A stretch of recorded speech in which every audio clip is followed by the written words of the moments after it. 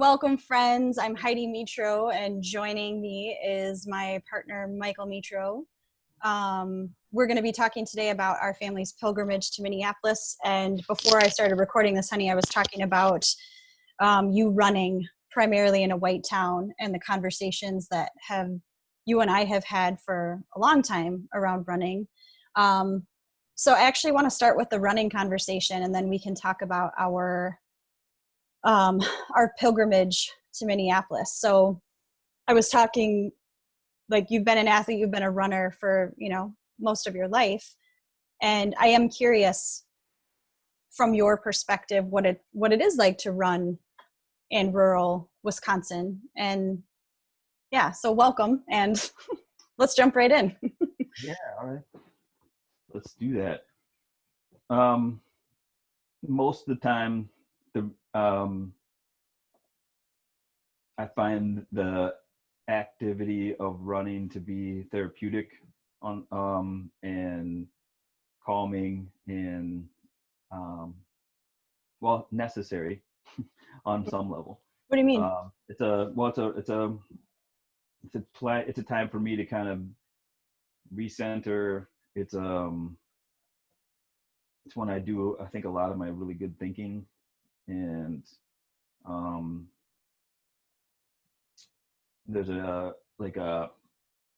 any of you runners who are watching, we're going to read the comments later, but I find it so interesting when I talk to runners who think when they run, because when I try to run, all I'm thinking is like, oh my God, this hurts. Oh my God, why do people do this? So I'm super curious about all your deep thoughts while you're running, because I don't have that. If you have that, put hashtag running in the comments, but I don't have that. So yeah, I mean, it is a real, and it can be a stress reliever also at the same time too. Mm-hmm. But I think there's an emotional component to it as well as the physical. You froze, babe. We'll give him a second to come on back.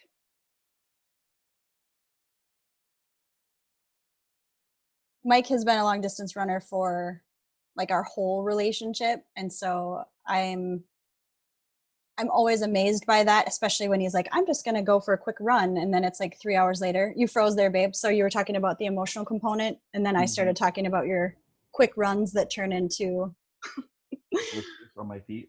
Yes, gross. So yeah, and then it's in probably within the last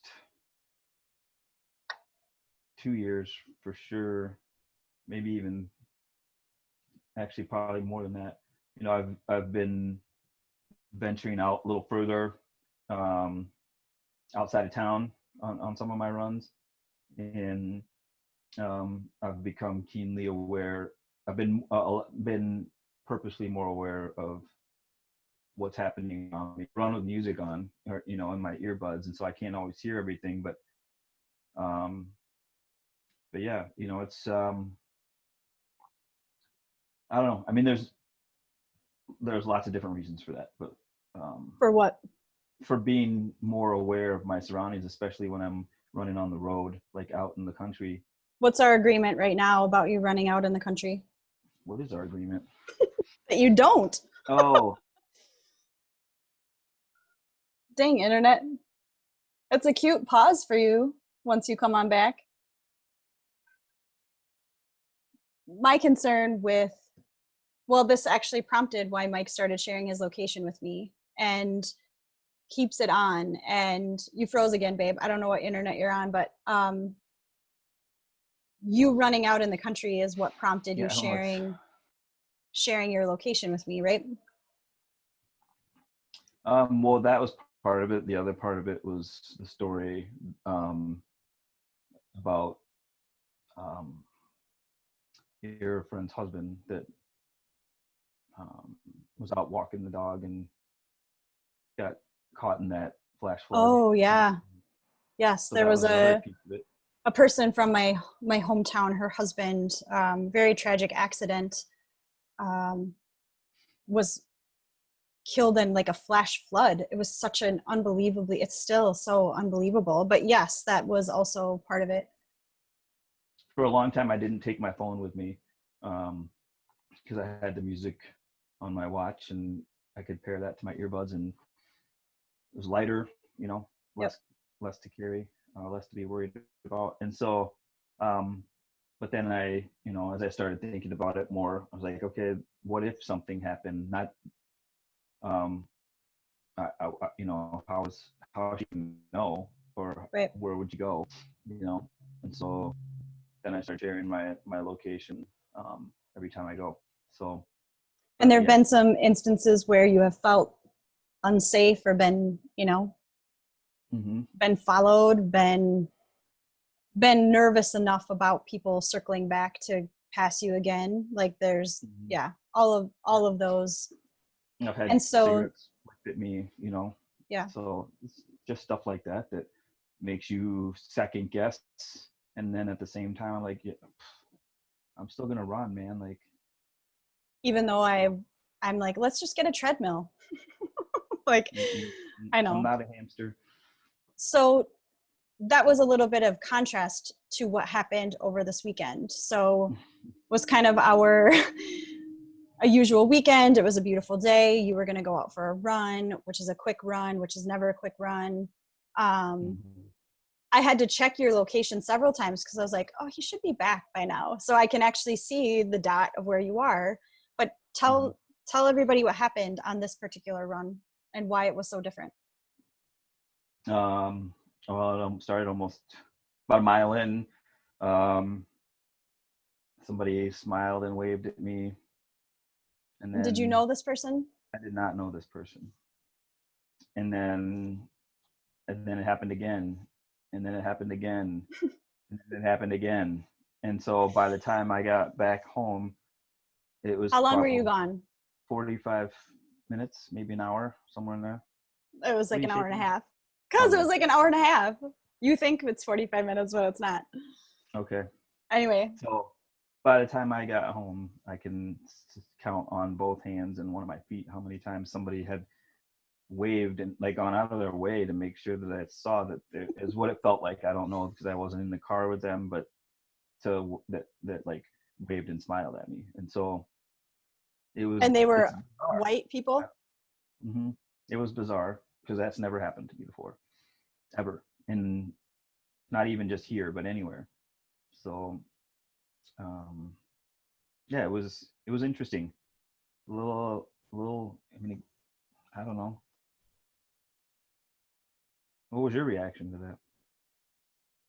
I just think I kept, well, I mean, when you were saying that all these people were waving, I'm from a small town. So when you're out, typically, well, you've been with me in Wasika, like you're always going to run into somebody you know, and it's going to be a Minnesota conversation where you say goodbye for 20 minutes.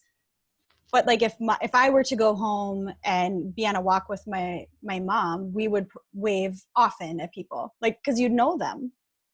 So Mm-hmm. my initial reaction was like, oh, you saw, you know, people that that we know. And then it was like, oh shit, like this is white people acknowledging a brown dude in River Falls and waving. Like it was, I mean, you and I have had the inside joke about it, which I don't know if it's appropriate for like mass consumption, but we just keep waving at each other in our house. Like it, Mm-hmm. because it's interesting. And so it was funny. And I kept asking you like, is it funny? Is it weird? Is it, but It where was we, weird, and I, you know, it's not. I don't think it's a function of like anything insidious and so I don't want to imply that like everybody hates me by any means because I know that's not the case, but it was just weird. Like I think there's a new awareness. People are so much their awareness is heightened right now. right. um and so I think that was the physical manifestation of certain, you know, of people's heightened awareness. So Heightened awareness meaning what? like around issues with regard to race in this instance. Somebody yelling in our house? Ivy's lighting Apollo up. So Ivy, she's good for that. Does she need help or do you think she's got it under control? I think it sounds like she's got it under control. I love that because he weighs more than she does. Um, I think where I went with it was an element of like, I don't want that to be the only thing that these people are doing. And so you and I then had the conversation where it was like, I waved at one of the brown guys in town. And so I'm a good white person. Yeah. And it felt a little suspicious to me, but then it was like, okay, what if every single person who waved at you, and if you did wave at Mike, that's lovely. And then the challenge becomes, what else are you doing? Don't let that be your good white person token, like Black People Appreciation Day or whatever happened that day, be the end of it. It was like, what if every single person who waved was also having difficult conversations, was also making donations, was also reading, White Fragility and having conversations with their family members. Like, what if that was just an extension of the work that they're already doing? And so we were talking about that being on a continuum, but I also wondered, is it, it's I'm having a hard time putting language to it, because I keep thinking about it, like what that must be like for you to have someone,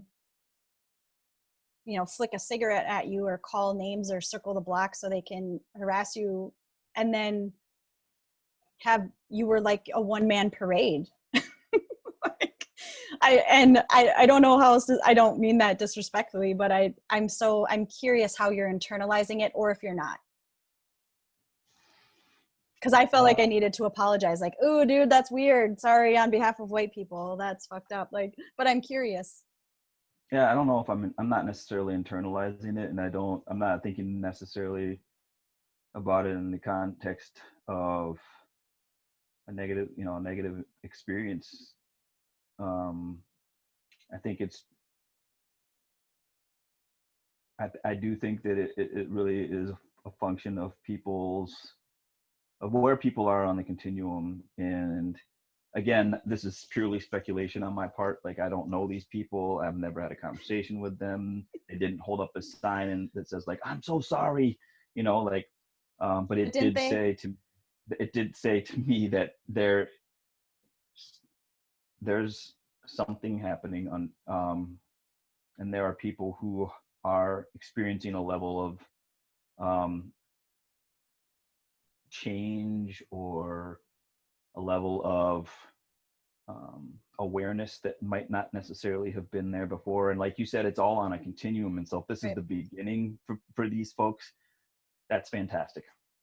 If this is part of the process, like you said, as long as they're participating in the conversation and they are doing their own work, then I think it's a good thing. Like, I've said this before, and I had a conversation with a friend just before we got on this call, and I said, my goal is to model the behavior that I want those around me to also exhibit. Which is like being involved and taking proactive steps, and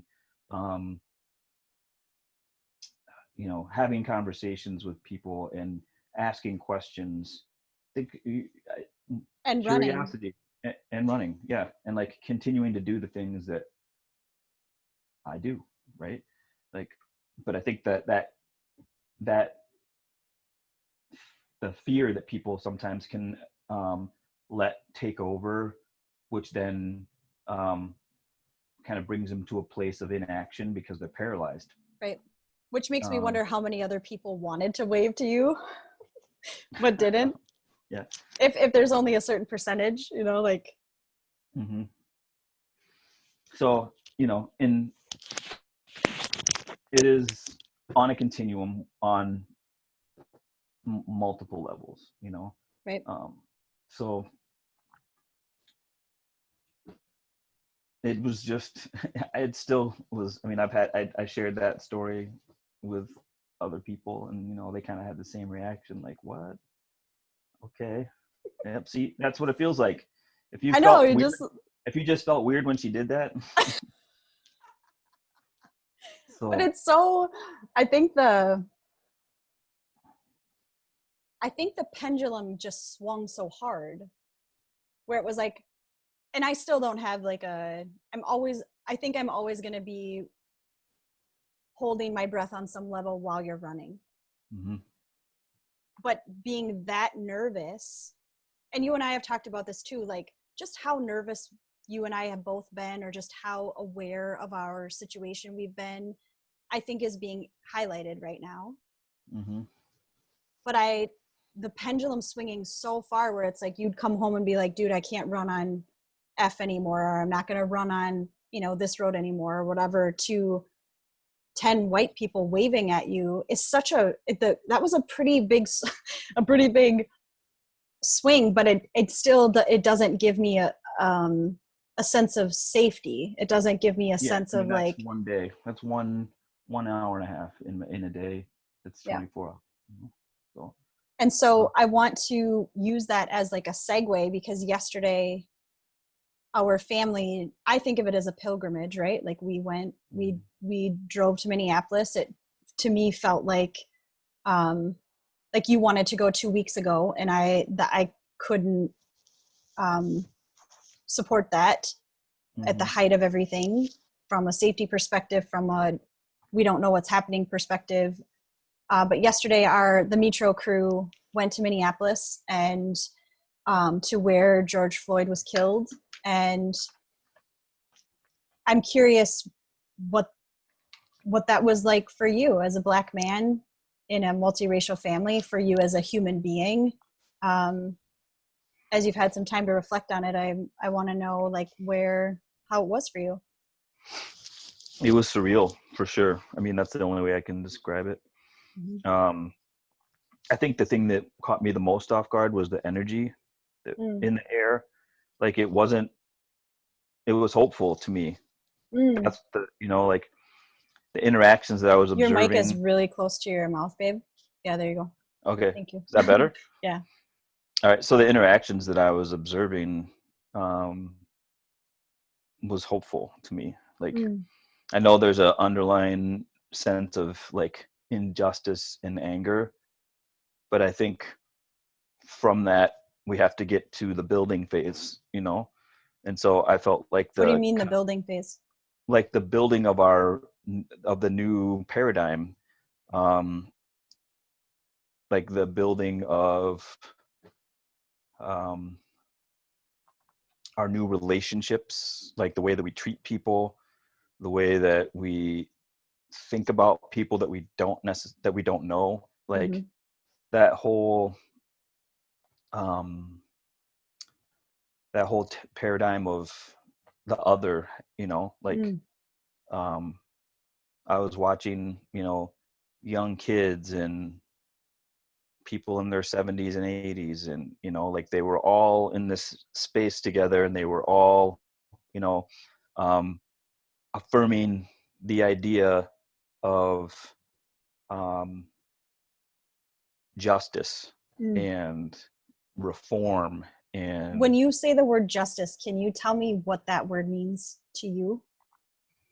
That means like not just for George Floyd, but like the whole, like sorry, what? You froze. So I was like, ooh, cliffhanger. Because right as you were about to say it, it froze. Yeah, not just for George Floyd, and for everyone else. Like there's I don't know, not a vindication, but a confirmation that all of these people that came before him have been dealt an injustice, and the recognition on a mass, like global scale, that something has to change. Right. And the conversations and the private moments that were taking place last night and have been for 2 weeks, and I don't know for how much longer, but will continue to happen in that sacred space. It was a sacred space, wasn't it? Yes. Yeah. Those things will continue to happen. So the conversation I was having before we got on, she was talking about having been at the memorial yesterday, earlier in the day, and a group of, I don't know how many guys, they were white veterans, showed up with a flag. And was there a collective inhale of breath?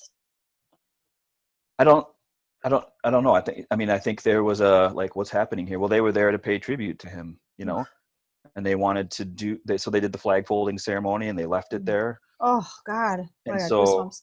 yeah, had that happened in another time in another place, those gentlemen might not have felt inclined to do that, right? Hmm. Um, Or safe. or safe. Yep.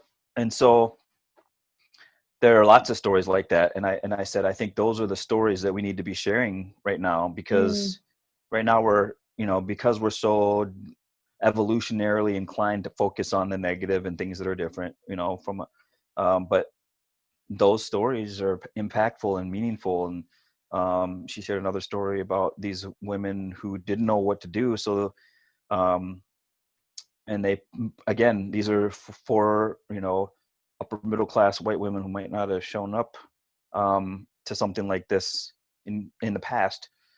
They went to Bachman's and they've been bringing flowers like every day, Oh and handing wow. them out, like, so um that to me indicates a different level of engagement from society at large on an issue Mm. that typically has, you know, I know we've talked about our short attention span and the news cycle, but this isn't just going away. I think people are engaged differently, and I'm Why was it hopeful. important to you that our kids go on the hottest day of the year so far? It was so Did you hot. you want to share before I go? I mean, like, No, our we'll get there, but okay. So I think it was important for our kids to be in the presence of an energy that was, again, constructive and mm, collaborative, and reaffirming what we've talked about, where we're all people, and you matter, and like I was handing out the little pieces of paper and telling them that their dreams matter, and mm-hmm. that they matter, and Did you see the bowl that he had with the with? hands. Yeah, it was Yeah. beautiful. He was tall, man. He was Yeah. like, had this presence and this energy, and he had this bowl that was shaped like hands, and he had these orange pieces of paper. Mine's in the bedroom. Can you, Yeah. it should be right where you are, right on my side table there. But it said, "You matter." And at first he gave it to the boys, and I watched Noah, and then Theo got one, and then Ivy got one, and I turned to him, and then you look up, and I was like, "Oh man, can you show it?" But he had these little slips of paper that say, "You matter." Backwards, but yeah. No, it's right to me though. Oh, okay. Um, Yeah. but it I've was got mine this, over there. yeah, it was poignant to, especially, and this is coming from, my experience. Like I know that I matter. Like I feel like I have known that, and maybe not my whole life, but um, watching our children receive that from someone, and I think they know they matter as well. But I also think hearing those words Mm-hmm. Yep. Yeah. when we Yes. were 10 feet from where George Floyd was killed, and for him to say, like, your dreams matter, especially to Theo, watching that, I was like, holy, I mean, it was holy there. Mm-hmm. And the art, oh my God. Like, I think we went with another family, and I'm not sure if they'd be okay us sharing, but I was talking with the wife, the husband and the wife, maybe we can call them, but she and I were talking about the artwork and the drawings and the statues and the metal work, and I mean, Mm-hmm. it was something to see the The creative art. expression Oh, of grief, you know, well said. Yes, that there was and so much pain. hope. I think there were, but there are also messages of, like, hope and progress mixed And in I with think that you have grief. to have both, right? I think it's so Hmm. appropriate to do both, and The not dark to. and the light, right? Like, Yep. I saw something the other day about,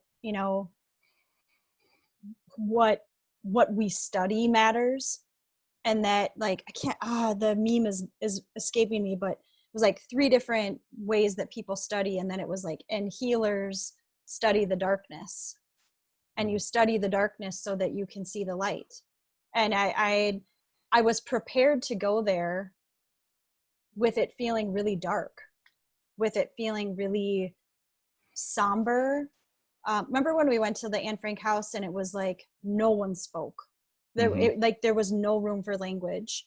Yep. And Well, go ahead. We made the mistake of going to the Van Gogh Museum and the Anne Frank house in the same day. Don't do that. Yeah. Holy hell. But there was I couldn't speak. I don't even know if they had a thing that was like, don't talk. I just don't think anybody did. But I, as we have been to places, like when we went to Gettysburg, it was the same thing. These places where history has been made and challenged and dismantled. And, you know, when you have people dying, like Gettysburg, anyway, I had prepared myself on some level that this would be a place that I couldn't speak. And that wasn't the case. There was still a reverence of speaking. Like there wasn't shouting, there wasn't, and obviously we were 2 weeks later, but you could feel the buzz. There was a elevated buzz. Mm-hmm. Why was it important for you to like be in the space? Because obviously we've seen the images on TV. We know the area. I mean, it wasn't like, I think we both could pinpoint where that was, right? Like from a geographical space, having lived there, but also, why did you need to go to the spot where he was killed? I think it was to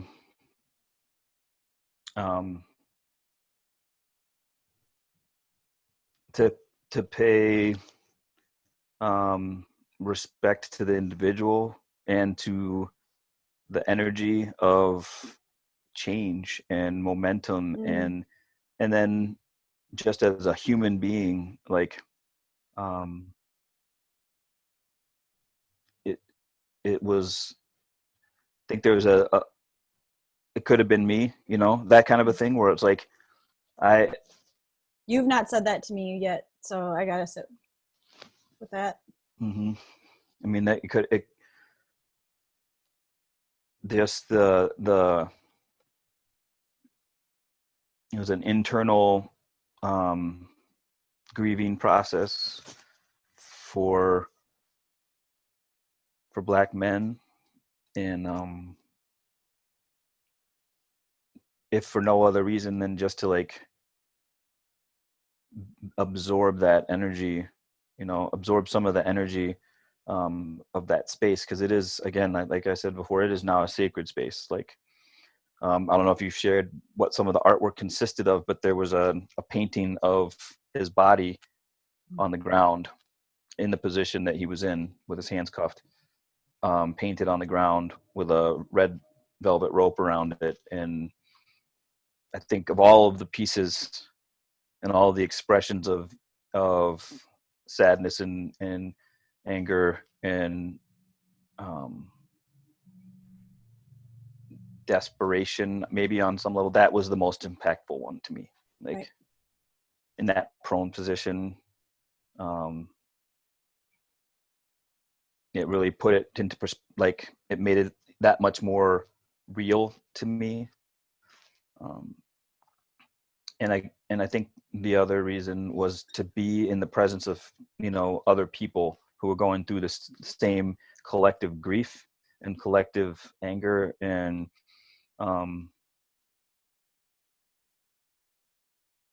just to bear witness, right? Like, yeah. I think there's for me, it was a collective invitation in a way to stay engaged, to stay like, so growing up in Waseca in a small, you know, well, you called it the cornfield, so I guess we can call it that. Probably until, well, I mean, I'd never been in that level of diversity that we were in yesterday, the full 18 years I lived in Waseca, but yesterday, walking to the block and walking to where that was, and it was different colors and I mean, it was incredibly diverse. And I think, honestly, for the first time in my adult life, I walked into that space with more curiosity than fear, because I had been accustomed to fearing Black people. And walking into that block going, we are all here as human beings, right? Like there's so one of the images, so we've been watching more news, not in the last week, but well, I guess it was within the last week. I don't know, time's weird. Mm-hmm. But we were watching some of the protests with our kiddos, and our 7-year-old, I think it was a protest in Seattle that was on television, and she's like, look at that family. Like she thought it was like a family gathering, like it was a party. Look at that family. And that has shifted how I am looking at protests and how peaceful protests, how I'm looking, and honest to God, riots too, when it's like, those are also family members, right? Like it's shifted my perspective. And there was an element of community in that space. It's like we were all, this is going to sound super hippie trippy, but like it's like you could feel the energy of the Matrix, right? Like there was an element of connection that was very different for me as personally. But I walked in curious about every single person's story. Like, I wonder where you're from. I wonder how this is affecting you. I wonder if you have a job. I wonder, like, not because of race, but because of COVID. Let's be clear. Like, I wonder how this has affected the conversations you're having, when they had children. I'm thinking about it as like, if we are all family members, I felt that there. And it was, so something that we have at our house is the no complaint rule. And this started when we were traveling to Mexico at Christmas time when the kids were really, really small. And complaining is really hard for me, especially when I'm irritated and like traveling and whatever. So we implemented the no complaint rule in our house, and we bring it out for special times, and we bring it out when it's like, we got to lock this shit down. And so we did have the no complaint rule in effect yesterday, as we were traveling. And it was so hot. It was like 100 degrees, and we got there, at 7 at night? I mean, it wasn't like noon, but it's still concrete. It's still, buildings. And the only complaint, honest to God, that I heard was from our middle son, who did end up throwing up. He was overheated, and he and I talked about it last night at bedtime. He's like, my stomach was uneasy, like in the car, like anticipating what was going to happen. And then you've got 100 degree heat, and we're masked, right? And the energy's hot. And the only complaint was, Mama, I think I'm going to throw up. And then he did. And that's parenthood and revolution, if I've ever experienced them simultaneously. But there was not a complaint to be had. And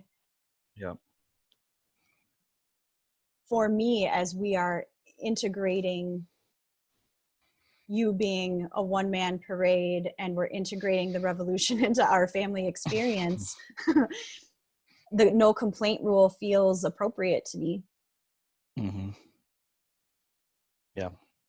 And it's important to recognize when your body needs to throw up, or your body needs to cry, or your body needs to be held, or your body needs to go for a run. Like, but I think if we have the no complaint rule during the revolution, I'm curious to see what would happen to our collective family if we had a no complaint rule, but we were able to tell the truth, and we were able to say, my body is hurting, and we were able to say, I need help, or this is too much. But all that got synthesized for me there. Well, and I think the biological response, I know we've had this conversation recently, and I've had it with other people, where it's like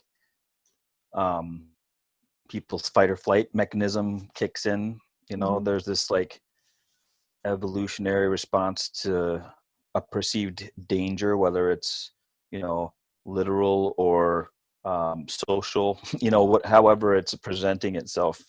But I think listening to your body, Mm. and I've had this conversation about the ability to be, there's a lot of, we're talking about this awakening and heightened awareness that people are having. And in order for people to be receptive to the possibility of change, we have to be in a place to receive it, which requires like a central nervous system calming.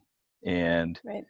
so I think the incorporation of like meditation and calming breathing techniques and those kind of things are going to also be part of the process of healing for people, and reckoning and learning and being aware and being able to listen to your body and Right. knowing what it's trying to tell you, so that you don't try to override it. Because when you override it, then, it throws everything off kilter.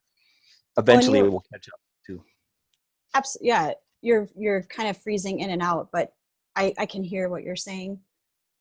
And you and I have been, a lot of people are reaching out, like, how are you guys doing this? Like, people are curious about how we identify our collective values, right? And how the tools that we're using to metabolize what's going on, but also to stay engaged.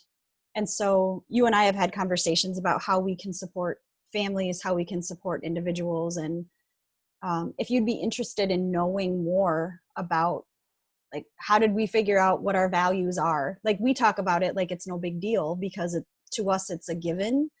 Mm-hmm. But if you're at that spot in your family where you're like, what the hell are our values? And how do I reset my nervous system? And I can't receive right now. This is another thing that I'm hearing, especially from the white women in my practice. Like, I don't have time to receive because the world's on fire. I got to go put out all the fires, right? And it's like, well, yes, and you still need to receive. So if you'd be interested in knowing more, Mike and I are talking about doing some workshops together, right? Maybe individually. Yes. But about how do you identify your values. So if you would be interested in that, just drop the word workshop in the comments and we can reach out to you to kind of let you know what we're thinking. But our intention, like, we're not going anywhere. I think you and I think we've had a clear idea of what our purpose is. And I feel like it's expanded. It's been deepened. It's been the conversations that you and I have had behind closed doors for 20 plus years are now out on the street. And that is like, it makes me blush and feel vulnerable. Like, but that's where they need to be. And I think if you and I can assist other people in bringing those conversations out to the street, like, I think that our calling has deepened and shifted. Yeah. Well, and I think like sharing your experiences, can either be confirming or informing for people, and then also allow What do you them mean by to, informing? like, I had no idea, like that was a thing, right? Like, so like, I didn't know that, that you had, fears about running, or I didn't know that, like your central nervous system. So there's those, when you share your story or when you share information with someone, with an audience, then that allows those individuals to, take that information in, and it either confirms something that they already knew or they thought they knew, or it informs them of something that they weren't aware of to begin with. And then that allows them the opportunity to take that information and take action on it somehow. Right. So your face keeps freezing, sweetie. I can hear you and you sound great, but you're I'm doing the robot. You're doing like a dubbed video. What, like, you're not, your mouth and your language doesn't match. All right. I think English with English. Go ahead. Right. I appreciate the informing part. And I think what I find so interesting about the informing part is, like, I also think people are really showing you where they are. I think people are showing you what they have thought behind closed doors. And you and I are kind of sifting through, where do we engage? And I think that is where having your individual values and your collective values comes in, because you and I have talked about things being on a continuum, and where are we on the continuum? And I'm not going out and talking to the people that have been on the front lines of social justice for years and years and years. And I'm not going to go talk to someone who thinks that you shouldn't be alive because you're Black. Like, we're not going to the ends of the continuum. We're going right where we are. And other people are showing up where they are on the continuum, and we're discerning, like, oh, you and I are pretty similar on the continuum, but how do we stretch, right? You and I there's no way that you and I will have a conversation on Facebook and I dare you to say all the shit you're saying on Facebook to my face, right? Like, that's, but I can't do the combative stuff. It doesn't, not online. Energetically, you know, it's a time suck. Like, you're not going to change somebody's mind in a conversation on a thread. Facebook thread, right? Yeah. So I think it's pointless to engage there until people are willing and ready to have a dialogue in a face-to-face scenario, whether it's virtual or otherwise. That's not where my energy and time is going to be spent. Right. Yeah, I appreciate that. And so I think this feels like a kind of a completion to this video, if you feel okay about that. I do. Where it's, the pendulum swung in lots of ways this past few days, from the waving to the having the conversations out in a sacred space, to feeling like you and I have a different level of clarity. And I do think that that's happening for a lot of people. There's crystallizing and clarity that's happening. And as you and I get clearer on how we are meant to serve within this, stay tuned, because our intention is to be a bridge and to serve where we are on the continuum to the best of our ability, through storytelling, through sharing, but also through some really practical tools and techniques. So stay tuned for that. Yeah. And if you'd be interested, like I said, drop workshop in the comments and we can continue the conversation. Things are unfolding for us. So as we close, I'm curious if there's anything else you want to share, babe. I did have a really cool conversation with prior to this with a woman who is in a interracial couple, where she's Black and he is white, and we had a really cool conversation about that. And I think that there may be an opportunity there for us to share some of that later on down the line. But I mean, that was a question that we talked about. You and I mean? Yeah.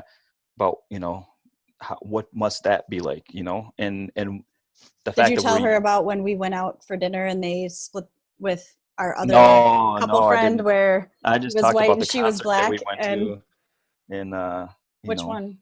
I can't remember what the concert was, but I just remember some of the looks and remarks. Was it Indigo Girls? No, I don't remember now. What were the looks though? Or the like comments? You should like I shouldn't be with you. Like, I should be with a Black woman, and yeah. So, and when we had dinner to finish that conversation, Mike and I were with another couple. She was Black and he was white, and they split the bill by race. That was, yeah. I was young too, man. Like I was like, we were dating still, right? Like, yeah. we didn't live together yet. I think I still lived in La Crosse, maybe. I don't know, but I remember being like, "Oh shit! Like, can you do? You and I haven't even talked about your conversation prior to this, so I'm super curious. So, but I think there's so many layers of the onion, and there's so many spots on the continuum of service, and I think you and our purpose has been crystallized to. Maybe it's being conversation starters, right? And so, stay tuned. Mike and I are organizing around like, how often are we going to be coming to you with conversations? What are the topics?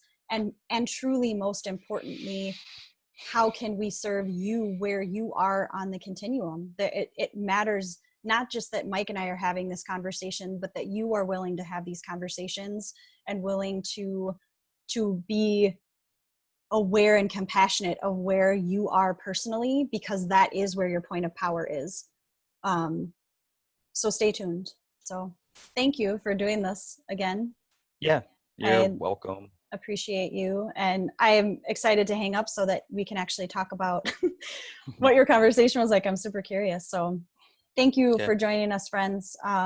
We genuinely do appreciate you. Again, as you're reaching out, we're getting back to you as fast as we can, and we appreciate your openness to watching this, and you're welcome to share all of these videos as well if you think it'll help.